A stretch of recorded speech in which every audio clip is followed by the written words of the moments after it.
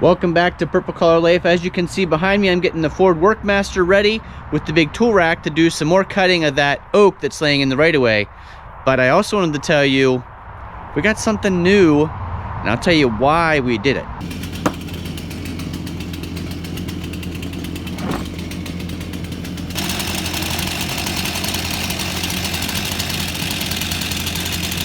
Yes, there is a new chainsaw behind me. That is the Stihl MS261C.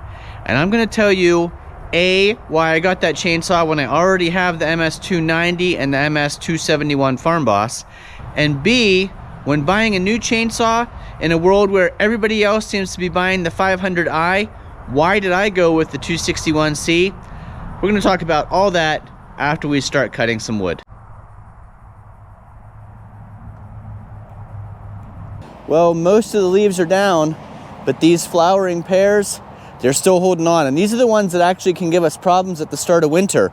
If we get a freezing rain and the flowering pears have not yet dropped their leaves, it really hurts those branches. And actually a couple of those have been damaged several years in a row where they still had their leaves. We got a freezing rain, a lot of ice. It bent and broke a lot of those branches. So I'm hoping that those fall down pretty soon. Some of you in previous videos have asked why the garbage bag over the seat on the Ford Workmaster. I'll show you why. Because these holes are extremely attractive to the mice, evidently. When this is parked in the shed and doesn't have the bag on it, they get in there and you can actually see they've been eating away at the seat.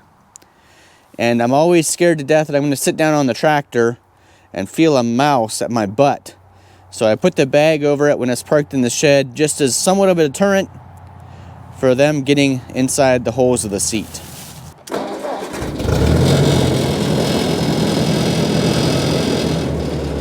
So I will tell you one of the minor reasons that I bought the new MS261 in particular right now.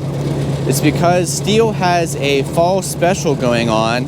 I'm filming this video early November 2023, and currently if you buy certain saws, and it's going to vary based on what your area is and what size you're looking at, but Stihl has an offer where if you buy a saw, you get a second chain for free, you get the case for free, which is a $100 value, and you get a Stihl hat.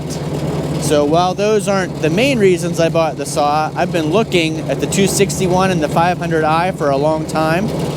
And when I finally made the decision to go with the 261, which will explain why I did that later on in this video, but when I finally decided on the 261 and I saw I'd get that case and an extra chain and the Stihl chainsaw hat, that sealed the deal.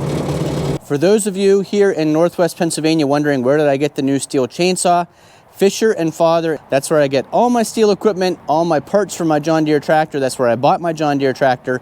The guys out there, DJ and Shane, have always helped me out. Highly recommend if you are in the Northwest Pennsylvania area shopping for Stihl or John Deere, check out Fisher and Father.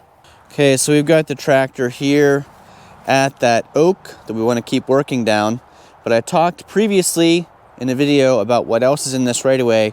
So this electric right-of-way does pass right through our property. It actually passes the entire length of the distance between my parents' house, the original homestead, and my house. So when the electric company comes in to clean it out, they just toss anything that they have cut down over to the side. So we had some cherries that they cut. We had that oak we're working on right now. But this, I'm not exactly sure what I'm going to do with yet. Originally, I had been thinking firewood. This would make good firewood. But there might be another project. You'll have to stay tuned on the channel because I'm thinking about doing something different with this. So this is hickory. And you can see I've got a lot of it. That was a big tree. They cut it into 3 big chunks and then lots of little pieces. So definitely the little pieces will be firewood, but I think at least 1, if not 2, of the bigger pieces will be another project. We call this Shagbark Hickory. You can see how the bark peels away from the tree. And there's another one right there beside us, and you can see looking the whole way up the tree how that bark just peels right off of it. We're going to mark these at 16 for our future firewood bundle projects.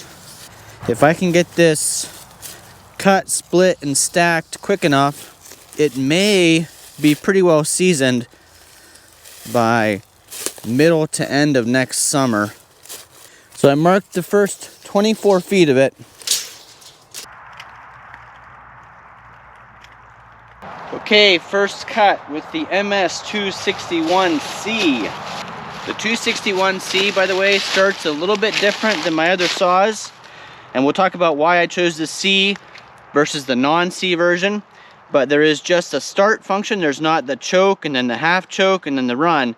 There's the start, whether it's cold or hot, the run, and the shut off.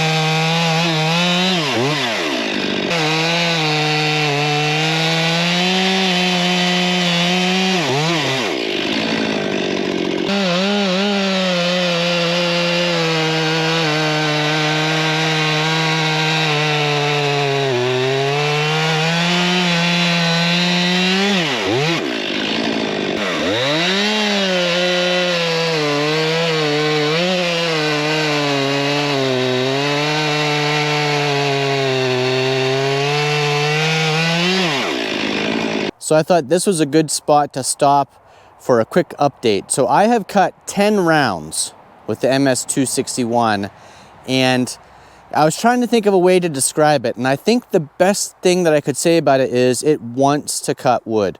So one of the problems I was having out here, and we'll do a full comparison of the 261 versus the 271 and even the 290. But when I was out here cutting oak that other night, I had a video about when I used the big tool rack versus the UTV. And the 271 in oak with the 18-inch bar, it can struggle a little bit. I'm making it do the cutting is how I feel like. It's cutting through the wood, but I'm doing a lot of the work. With the 261, I can already feel the difference. It wants to cut the wood. At times, I feel like I'm holding it back. So major difference there in the feeling of how it cuts between a professional saw and a farm and ranch saw. So the 271 is a farm and ranch saw. The 261 is a professional saw, and I can already feel the difference. And like I said, I've only cut 10 rounds so far, but cutting rounds of oak is a good way to tell the difference between multiple saws. So 1, 2, 3, 4, 5, 6, 7, 8, 9, 10. I made it this far down the tree with that MS261. And I was saying earlier in the video that a lot of people are buying the 500i. That seems to be the popular saw right now. And I wanted to explain to you why, a couple reasons why I personally didn't pick the 500i and I went with the MS261. most of the wood I cut is just like this. Firewood that's laying on my own property.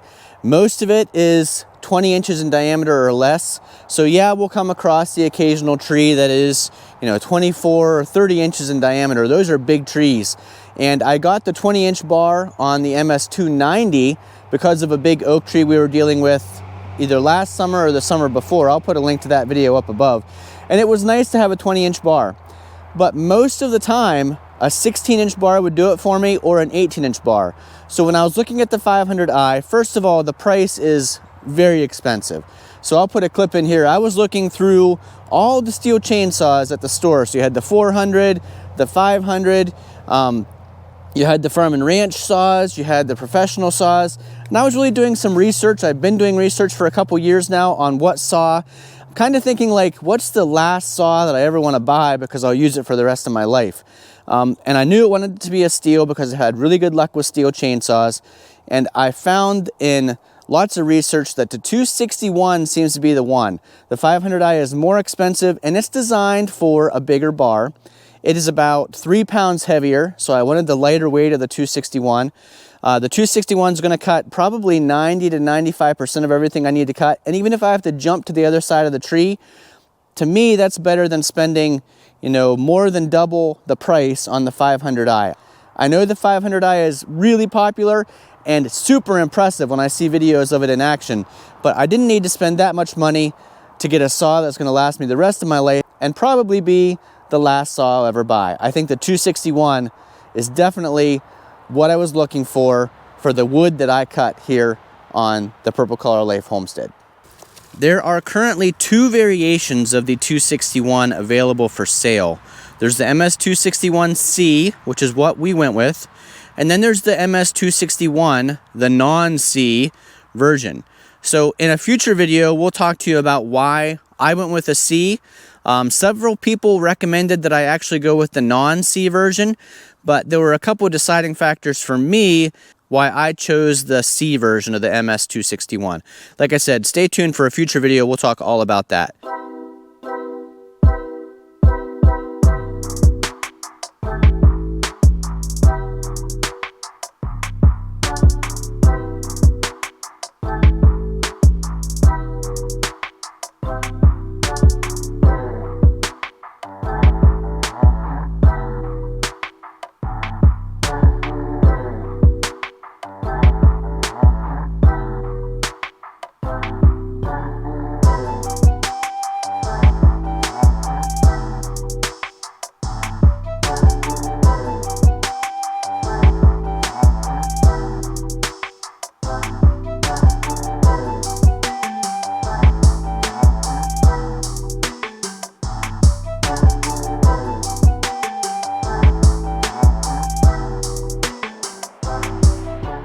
Well, you math geniuses probably already had it figured out, but the 24 feet of log that I measured gave me 18 rounds of oak firewood. The MS261C, I just have to gather my thoughts and I'll make another video in the future, but super impressed. It's one of those, I feel like on the channel I say a lot, I should have done this sooner. I should have probably got the MS261C sooner. It's lighter weight than the 271 and more capable by a long shot. So it's one of those things where, you got to save up until you have the money to do it. But if I were a person deciding right now, do I get the MS271 or do I spend $200 more and get the 261? The 261 is definitely worth $200 more. So I didn't even start on this smaller oak that's laying there, but I did get 24 feet down the tree of this bigger red oak. And then lots of limbs in here. We did that video in the past about is the small stuff worth spending the time on? And like a lot of you said, waste not, want not. So we'll cut up this little stuff. It won't be stuff that we'll bundle to sell, but it'll definitely be stuff that we will stack and burn in our own wood burner. So I don't think I'll get all these pieces loaded into the big tool rack. That's a lot of weight, and they're all fairly good size. I also did cut up a couple smaller limbs that were just in my way, so I've got some smaller pieces to throw on. So another reason, probably, that I ended up with the 261 is because the other night was Jennifer's end of the season volleyball banquet. And those of you who know me probably know I am pretty much an introvert. I am definitely not a socialite. When we go to things like that, it actually is a little bit stressful for me to figure out where am I going to sit, who am I going to be sitting by, what am I talking about. I can fake it till I make it. I can definitely talk to anybody, and I'm good at that, especially at work events. But when it comes to things like this, where I knew Jennifer was going to be behind the podium talking all night, and I would be in a group of people, it was nice I got to sit down by Jay, who is the parent of one of Jennifer's volleyball players, actually the league MVP. And I was talking to Jay, and Jay's always easy to talk to in the first place, but he happened to bring up chainsaws and Alaskan sawmill and firewood. So I felt right at home talking about those topics, and it really made the night comfortable. It kind of made me think like, chainsaws, bringing people together, and cutting logs apart. Like, there's probably some type of cool title in there for a future video. But when I was talking to Jay, he was telling me about the MS261. Now remember, I've been thinking about this saw for a couple years, actually since I saw Mike use it on Outdoors with the Morgans, and then I saw GP Outdoors use the 261. I previously never even thought about buying a professional saw for someone like me here to use just on their own private land. I thought professional saws meant you needed to be an arborist or a professional tree feller or a logger. I never even considered a professional saw being such an advantage for a homeowner, but it really is. So anyhow, I was talking to Jay about saws. He mentioned how the 261 was just a really good saw, super reliable, easy to maintain, really fast. And when I mentioned that I had a 271 and a 290, he said, yeah, those are both good saws, but if you ever try the 261, you'll be amazed. And he was not wrong. That 261 is amazing. What's not amazing is walking down there in the woods and carry all those rounds back up. I should have made a path for the tractor to back in closer. Then I wouldn't have had to carry them so far, but we'll get to work here. So should I carry the further ones first? No, they'll be smaller. I'll carry the bigger ones first.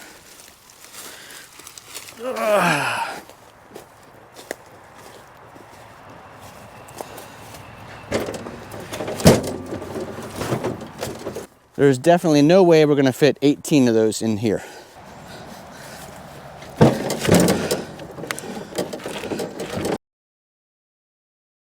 Six pieces. 6 pieces was what I was able to get loaded on the big tool rack. That stuff is heavy and I need a brake, so that's part of the reason why only 6. But remember, I've got to climb that hill and I don't want to lift those front wheels of the tractor off the ground. So in a future video, I do want to talk to you guys about what I learned at the Stihl dealership. I had a lot of interesting discussion with them about ethanol-free gasoline and about this super fuel that I've been buying at Rural King. I definitely learned some things, and maybe I was wrong about a couple things about ethanol-free fuel. If you're interested in topics like that, make sure you click that subscribe button and the notification bell so that you get notified when we put out new videos. Go ahead and put the tailgate up. Maybe decrease my chance of losing some of that wood climbing the hill.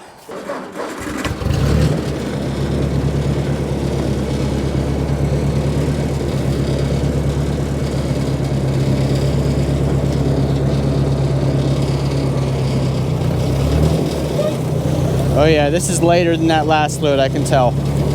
So in that previous video about the big tool rack, I had this thing so loaded up with that oak that when I pulled out of the woods, I was trying to turn to the right to move down the right of way. My front tires were just skidding along because there was so much weight on the back. We do have those front wheel weights, that helps out a lot, but I can tell this load's lighter. You can see there in the woods, there's plenty of other wood to cut up. Either standing dead trees or trees that have already fallen over. And we're going to climb up this hill to the driveway.